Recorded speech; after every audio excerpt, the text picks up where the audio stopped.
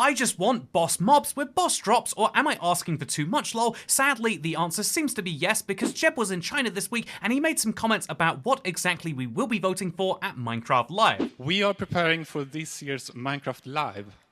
It will be broadcast on October the 15th, and like in previous years, there will be a mob vote.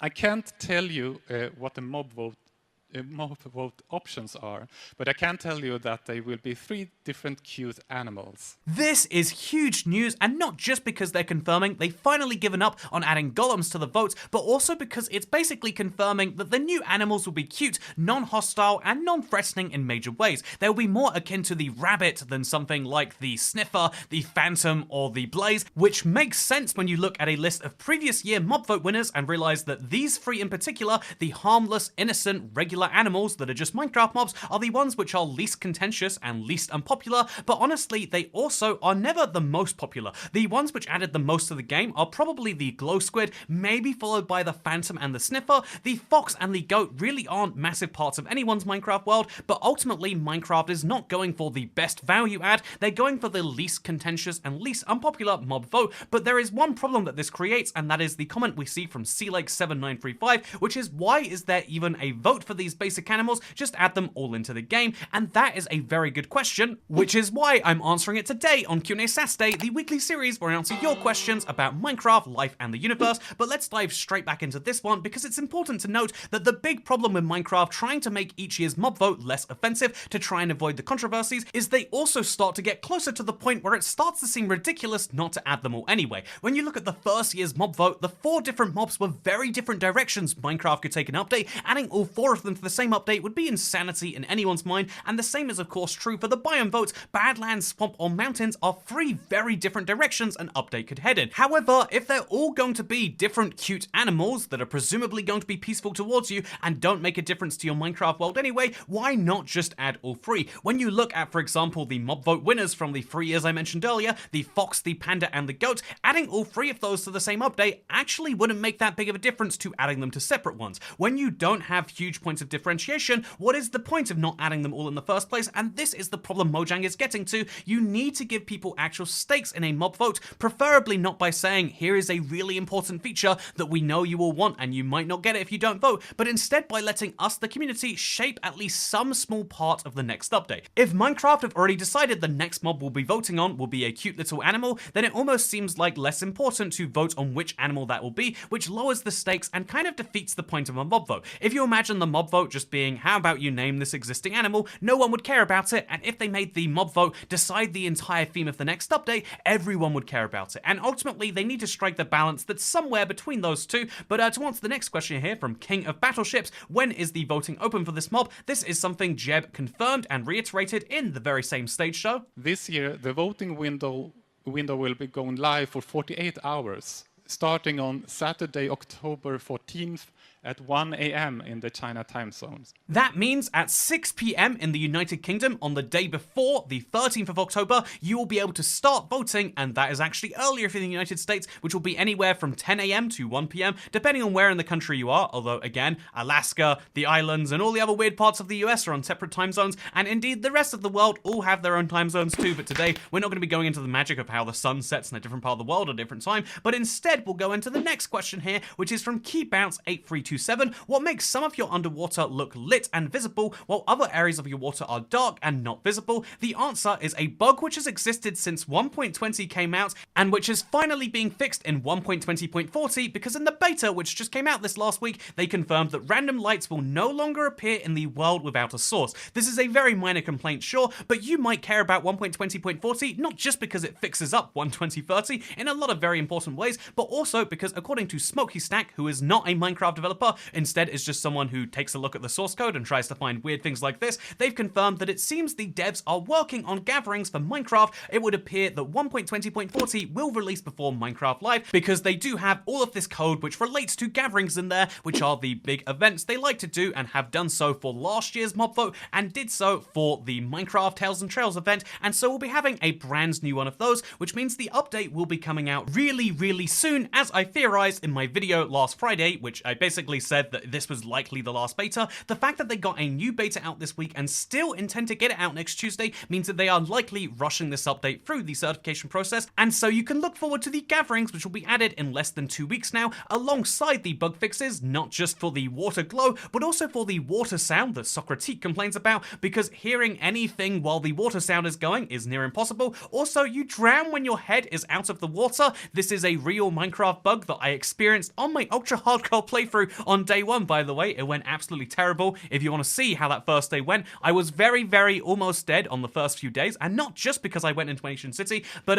yeah, also, is anyone else finding their stuff disappearing when they die half the time? I haven't experienced that one, but the number of bugs in 1.20.30 has really surprised me. By the way, where did you get a copy of the Mob Vote World? I really want to check it out. Also, in Minecraft Monthly, they stole your thing, the silly goose mask. How dare they? This is actually true. Vu Bui has a goose mask like I do in Minecraft Monthly, and weirdly enough, there's the funny thing of him actually talking about this video of the geese running into the Wither Cave and then running back out, and it's interesting because he refers to those geese as ducks, and they only correct it in a little bit of text later, but while he refers to geese as ducks, I refer to my duck mask as a goose mask, which means although I say this is me being a silly goose, like when I'm Mojang and I'm stealing Toy Cat's funny ideas, they totally didn't do it. It's just a duck mask from a prop store. This thing cost me £1, by the way. It was a really good deal, and the only bad thing about it is you basically can't hear me when I'm in here, but this is actually a duck mask. I just rely on people assuming that duck and geese look basically the same when they're in their white variants, and so fun facts with Toy Goose. I hope you enjoy it, but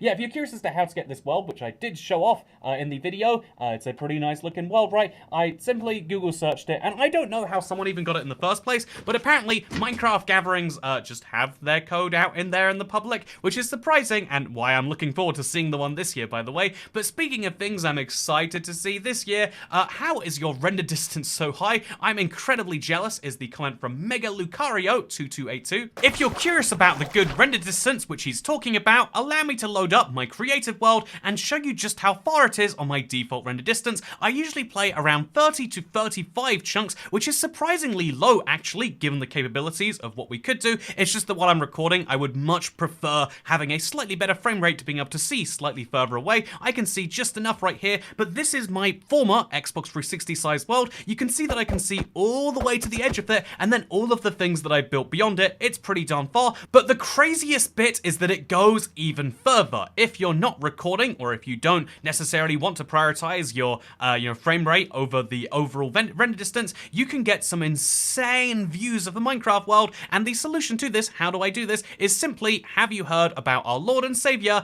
Minecraft Bedrock Edition? This is something, what is this big tower here, by the way? I really am curious. What's a bunch of gravel doing chilling in the sky? I don't know how I've never noticed that before. Anyway, sorry, a little bit distracted here. This is in fact, a Minecraft Bedrock render distance. This is how it exists by default on this version of the game. I can literally see every single build in my creative world if I stand in the center, and then all the way off to the side of the void, which is something insane to be able to say, given this world covers multiple thousand blocks, especially when you consider the PS4 section, which is just over there, the multiple Bedrock creative sections from my How to Build Weird Things video, and even my Building Your Comments section. There is a lot happening in this creative world, and being able to see it all in one view is honestly a little bit jarring sometimes, but also it's one of the beauties of the optimization of Minecraft Bedrock. All you have to suffer in exchange is, you know, maybe Minecraft forgets about fairly major features sometimes for your platform, and maybe they delete some of those features because they want to match the Java edition, but if you're willing to just put up with that, you get some incredible tech improvements, and personally, I think that's worthwhile. By the way, if you have anything you'd like me to build in my creative world, let me know in the comments down below. I've been spending a lot more time here recently. I would love to hear some of your inspiration, and indeed, I want to show that I'm in favor of voting, something that Jacob the Croc seems not to be on board with, because they say, didn't they, i.e. Mojang, promise to stop the voting? This is something they have never done. In fact, the mob vote seems to be one of the most successful PR events that Minecraft gets every single year. The whole community unites around what they want to see added to the game, and I think it's a really great opportunity,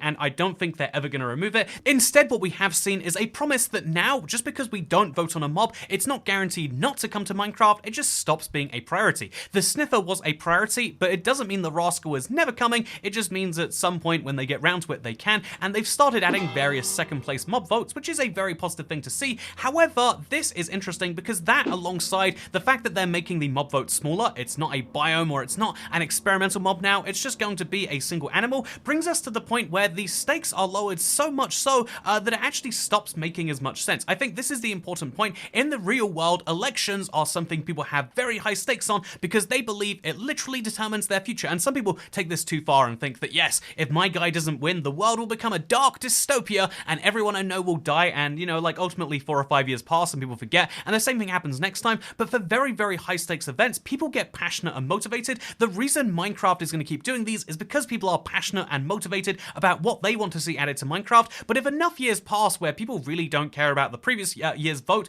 then honestly, I think that's where they stop being so effective. I think the last year's vote was already teetering on the edge of what they could realistically do, because before that we had the glare, we had the ally, and we have a type of golem that's so forgettable I can't name it. Is it the copper golem? Then last year we had the tough golem, and we have the rascal, and we have the sniffer, and honestly, none of them sound like they're going to revolutionize the game. They just sound like they're going to be there. If they do the same this year, it might just end up being that, yeah, you vote for whatever you feel like, and then what really matters is Minecraft and what they choose to announce. Because, you know, the one positive thing from all these announcements is not just that we can start voting on the 13th, but it is in fact that they are going to be making these fun announcements about the next update. A next update which, by the way, is not going to include 1.22, but Dan Connors has a fun thought, which is, you know what's fun to think about? In development, there are already teams hard at work on 1.22 and teams sketching out 1.23. Just that's how it is to work to deliver in time. Fun, right? And yes, I actually agree that it's fun to think about Minecraft having to work on 1.22 and 1.23 right now,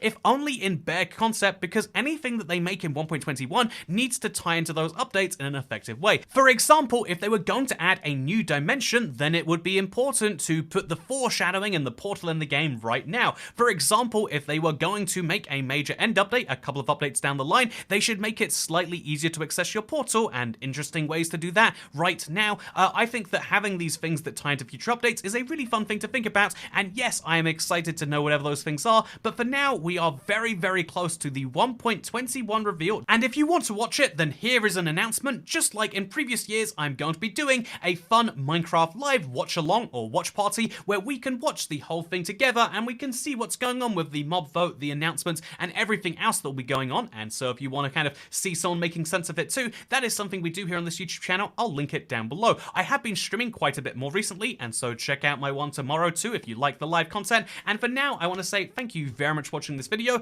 I am looking forward to the next week because this is where the Minecraft mobs are going to be revealed according to Vu Bui, and I'll be letting you know exactly what's happening as it does here on the channel. For now though, thank you for watching. I hope you all enjoyed, and I'll see you next week for a week of announcements. I hope you've been enjoying this one too. It definitely is Minecraft news season, isn't it? But yeah, looking forward to seeing you then. Goodbye.